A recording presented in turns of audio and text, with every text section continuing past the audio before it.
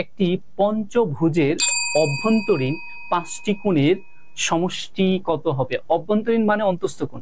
তাহলে বহুভুজের পঞ্চভুজ, এটা তার মানে পাঁচটি আমাদের এখানে ভুজ, বাহুর সংখ্যা।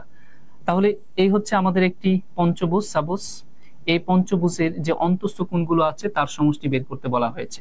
তো সূত্র যদি আমরা জানি, আমরা জানি কি বহুভুজের অন্তস্থ কোণের সমষ্টি বের করার সূত্র n-2 ইন্টু 180 ডিগ্রি। তো এটা দিয়ে করে ফেললেই হয়। n মানে কি বাহুর সংখ্যা, বাহু কত এখানে 5টি, মাইনাস 2 ইন্টু কত 180 ডিগ্রি।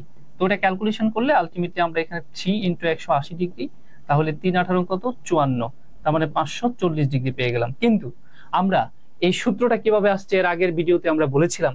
তো আমি যদি এখন সূত্র ছাড়া করতে চাই তাহলে আমাদের এখানে দেখতে হবে যে ত্রিভুজের সংখ্যা কয়টা হয় এটার ভিতরে। আমি বলেছিলাম যে কোনো একটা শীর্ষবিন্দুকে ধরে চিন্তা করেন, এই শীর্ষবিন্দুকে ধরে তার বিপরীত শীর্ষবিন্দু যোগ করেন, একটা ত্রিভুজ পেয়ে যাবেন। এই একই শীর্ষবিন্দু থেকে আপনি এই দিক দিয়ে বিপরীত আরেকটা শীর্ষবিন্দু যোগ করেন, আরো একটা ত্রিভুজ পেয়ে যাবেন, আর এই দিক দিয়ে আরো একটা ত্রিভুজ রয়ে গেল। তাহলে মোট কয়টা ত্রিভুজ হলো? 3টা ত্রিভুজ। তাই এখানে দেখেন বাহু কিন্তু 5টা, তার থেকে 2 বিয়োগ করলে তো 3 পাওয়া যায়। এই জন্যই কিন্তু আমার এখানে অলওয়েজ কি বিয়োগ হয়? n থেকে অলওয়েজ 2 বিয়োগ হয়।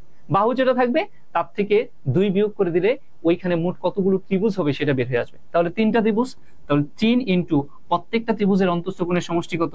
180 ডিগ্রি। অতএব আমরা বলতেই পারি 540 ডিগ্রি। দেখেন এই দিকটা হলো সূত্র ছাড়া, আর এটা হলো কি সূত্র দিয়ে।